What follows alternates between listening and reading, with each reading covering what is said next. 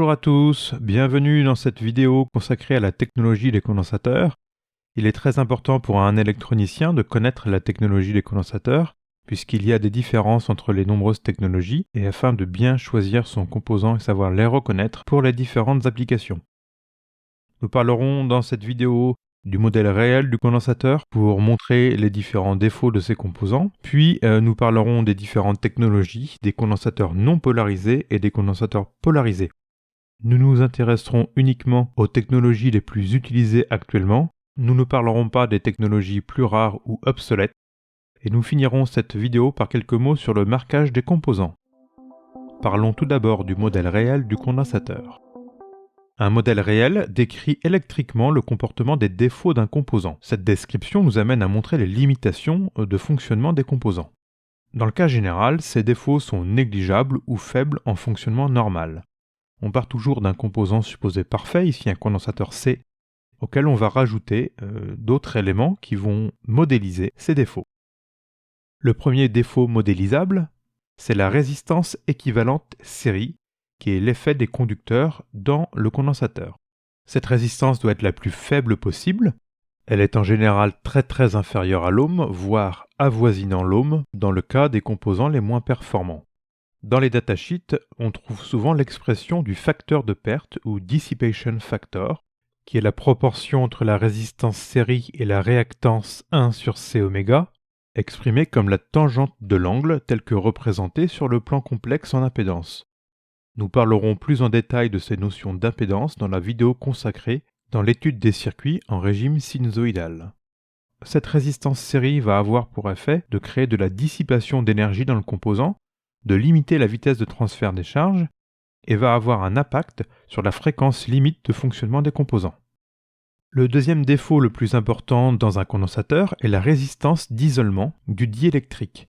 Cette résistance doit être la plus élevée possible, et les valeurs peuvent aller du mégaohm, parfois moins, jusqu'au gigaohm voire téraohm pour les condensateurs les plus performants. Dans les documentations constructeurs, on peut trouver soit la résistance d'isolement, insulation resistance, soit le courant de fuite, leakage current. Ces éléments sont parfois exprimés en fonction de la valeur de la capacité, puisqu'ils dépendent en fait de l'épaisseur du diélectrique. Ce défaut va conduire à l'autodécharge du condensateur, puisqu'il y a une perte de charge automatique dans le composant. Enfin, le troisième défaut le plus important de ces composants est l'inductance équivalente série. L'inductance est un effet des conducteurs électriques et surtout de l'enroulement des conducteurs électriques sur eux-mêmes, ou bobinage. Cette inductance doit être la plus faible possible et peut être comprise entre quelques femtohenries pour les meilleurs condensateurs et peut valoir jusqu'à plusieurs millihenries pour les condensateurs les moins performants. Nous verrons que les condensateurs les moins performants sont généralement réalisés par enroulement de différentes couches de diélectrique et de conducteurs. Elle va avoir un impact direct sur la vitesse de transfert des charges et sur la fréquence limite de fonctionnement. Fréquence au-delà de laquelle le comportement du condensateur s'inverse et devient une inductance. Le défaut devient prépondérant sur le fonctionnement nominal du composant. Nous verrons plus tard les détails d'obtention de cette fréquence d'inversion en fonction de l'inductance et de la capacité. Intéressons-nous maintenant aux différentes technologies de condensateurs. Les technologies de condensateurs se différencient par deux éléments particuliers, la différence entre les diélectriques et la différence entre les modes de fabrication. Ces différences conduisent à des performances, des défauts et des applications particulières suivant le type de condensateur. La première grande famille de condensateurs sont les condensateurs non polarisés. Je rappelle que le condensateur non polarisé peut être branché dans un sens comme dans l'autre, et que son dessin est représenté par deux simples barres parallèles. Les diélectriques les plus courants dans cette famille sont les diélectriques plastiques et les diélectriques céramiques, ainsi que le mica argenté. Le mica argenté permet de créer des condensateurs beaucoup plus précis que les deux précédents, mais aussi beaucoup plus chers. Ces condensateurs peuvent être entre 20 et 50 fois plus chers que les précédents. La deuxième grande famille de condensateurs sont les condensateurs polarisés, qui eux doivent être branchés dans un certain sens. Je rappelle qu'il existe deux représentations pour ces condensateurs, et qu'on indique le plus et le moins sur ces représentations, soit directement, soit par une représentation graphique différente.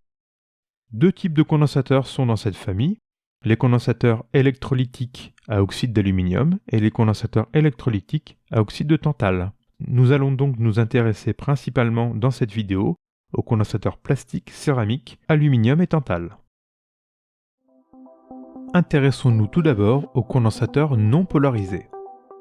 Les condensateurs non polarisés à diélectrique plastique, aussi appelés parfois condensateurs film, sont constitués d'un diélectrique plastique qui peut être le polyester, dénommé par l'acronyme KT ou MKT dans le cas des diélectriques métallisés, j'en parle dans un instant. Ce diélectrique est le plus répandu dans l'électronique standard. On peut aussi trouver le polypropylène, MKP, le polystyrène, MKS, etc. La permittivité relative de ces diélectriques est généralement comprise entre 2 et 4. Ces condensateurs sont réalisés par empilement d'armature et de diélectrique. On va avoir une couche de diélectrique et une couche de métal, soit séparées, soit incrustées dans la surface du diélectrique, ce qu'on appelle la métallisation. Et on va empiler ces différentes couches en les mettant en quinconce, afin de pouvoir raccorder à gauche et à droite chaque armature indépendamment sans créer de court-circuit. Ces condensateurs sont ensuite reliés à des connectiques externes et moulés dans un boîtier plastique. On trouve aussi des condensateurs CMS dans ces technologies, mais de manière beaucoup plus rare que les condensateurs céramiques que l'on va voir dans un instant. Il existe une deuxième technique de réalisation qui consiste à enrouler les différentes couches de diélectrique et d'armature, mais ces condensateurs enroulés ont des performances beaucoup moins intéressantes que les condensateurs empilés. Ils sont utilisables en courant et tension alternatifs. Je ne vais pas rentrer dans tous les détails des propriétés et des caractéristiques dans cette vidéo, mais on peut dire que généralement ces condensateurs ont de faibles défauts et sont assez précis avec des précisions qui peuvent aller de 5% à plus ou moins 20% et sont stables dans le temps et vis-à-vis de la température. Les condensateurs précis au mica argenté sont 20 à 50 fois plus chers, voire plus, que les condensateurs standards plastiques. Les valeurs de ces condensateurs sont dans une gamme intermédiaire et peuvent aller de valeurs légèrement inférieures aux nanofarad jusqu'à plusieurs microfarad. Ils sont utilisables du continu à plusieurs gigahertz et on peut trouver des condensateurs qui supportent de 30 volts jusqu'à plusieurs dizaines de kilovolts. Ce sont des condensateurs de faible coût à usage général pour l'électronique. On peut les utiliser en filtrage, en découplage, en temporisation ou dans quelconque application qui requiert des condensateurs dans ces gammes de valeurs. Les céramiques sont aussi utilisées comme diélectriques pour des condensateurs non polarisés. On obtient alors des permittivités diélectriques pouvant aller jusqu'à 10 000. On peut donc obtenir des condensateurs miniaturisés. Ces condensateurs sont réalisés soit de la manière classique par empilement d'armature et de diélectrique comme les condensateurs plastiques, on appelle ça des condensateurs MLCC dans ce cas. Les techniques d'empilement MLCC permettent de réaliser des condensateurs miniaturisés et donc des composants CMS. Ou alors, ces condensateurs sont réalisés avec une simple pastille de céramique métallisée, protégée dans un boîtier plastique et connectée à l'extérieur. Les propriétés et les caractéristiques de ces condensateurs sont relativement similaires aux condensateurs plastiques. Il existe deux types de condensateurs céramiques. Les condensateurs de type 1, qui ont de faibles défauts, sont précis et stables, et les condensateurs de type 2 qui sont moins précis et moins stables en température. Dans des applications qui demandent un minimum de précision, il vaut mieux utiliser le type 1. La différence avec les condensateurs plastiques, c'est qu'on peut obtenir des valeurs de capacité beaucoup plus faibles depuis le picofarad vers le microfarad. On peut les utiliser du continu jusqu'au gigahertz et on peut trouver des condensateurs qui peuvent supporter jusqu'à plusieurs dizaines de kilovolts. Leur usage est tout aussi général que les condensateurs plastiques, mais les condensateurs de très petite valeur permettent d'utiliser cette technologie en haute fréquence. Intéressons-nous maintenant aux condensateurs polarisés. Nous allons voir que les deux principales différences par rapport aux composants précédents est que ces composants sont utilisables uniquement en tension continue et que l'on va pouvoir créer grâce à ces technologies des composants dont la capacité est beaucoup plus élevée. Le premier type de condensateur polarisé est le condensateur électrolytique aluminium. Le diélectrique dans ce cas est l'oxyde d'aluminium dont la permittivité relative est d'environ de 10. Ces condensateurs sont réalisés de manière un peu différente des condensateurs précédents. On ne va pas superposer des couches de feuilles d'aluminium et de diélectrique isolant, mais on va superposer des couches de feuilles d'aluminium et de papier imprégné d'un électrolyte particulier conducteur. Ces différentes couches sont ensuite enroulées afin de créer le composant. Lors de la fabrication de ces condensateurs, l'intégralité du condensateur est conducteur. À la première mise sous tension de ces composants, un phénomène d'électrolyse irréversible se produit et une très fine couche d'oxyde d'aluminium ou alumine vient se créer à la surface de l'anode, c'est-à-dire l'électrode connectée du côté de l'alimentation la plus élevée. C'est ainsi que se crée le diélectrique dans ce type de composant. Ce phénomène est totalement irréversible et crée un composant qui est polarisé, donc qui a un sens. Ces composants sont donc utilisables en tension continue ou du moins monosigne. Il y a obligation de connecter ces composants dans un certain sens. Sinon, on risque l'explosion du composant. On notera que sur ce composant, le boîtier indique le côté de la cathode, c'est-à-dire la broche qui doit être connectée au potentiel le plus faible. Sur les composants montés en surface, la petite bande noire indique la cathode. Ces composants ont des défauts très importants.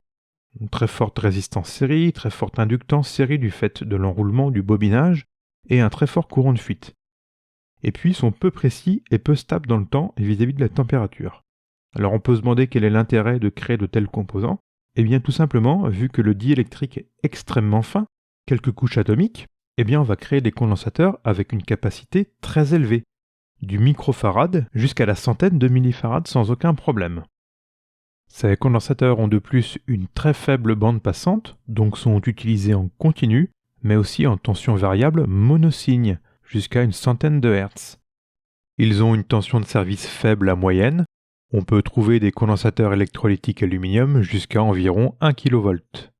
Enfin, ils sont très volumineux, ce qui fait que leur intégration en composants CMS est difficile. Leur utilisation est extrêmement restreinte dans des alimentations comme composants de découplage ou de réserve d'énergie. La deuxième technologie de condensateur polarisé est une technologie électrolytique au tantale.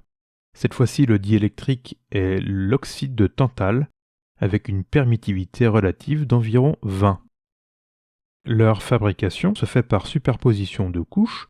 Le cœur du composant est composé de tantale, lui-même recouvert d'un électrolyte, lui-même recouvert d'une électrode. Tout comme les condensateurs aluminium, à la première mise sous tension, nous allons obtenir une fine couche d'oxyde de tantale autour de l'anode. Il porte aussi le nom de tantale-goutte, dû à la fabrication des composants traversants standards en forme de goutte avec une superposition sphérique des différentes couches.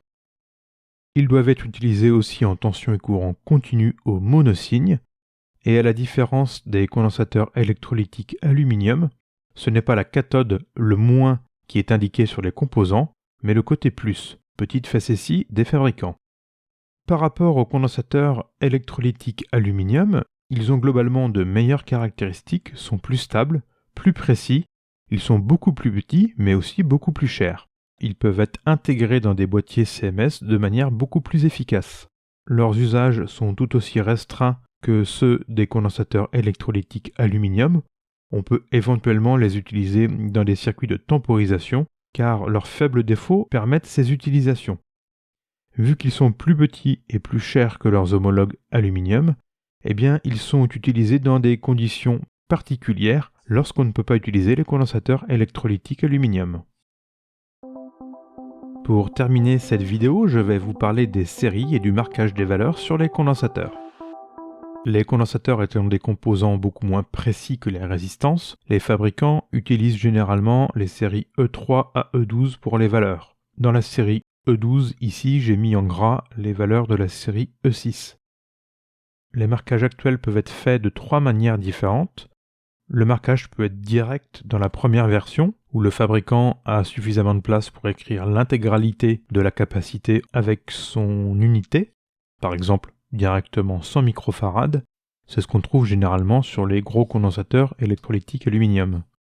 On peut trouver aussi une notation raccourcie où la notation ingénieur P, N ou micro remplace la virgule.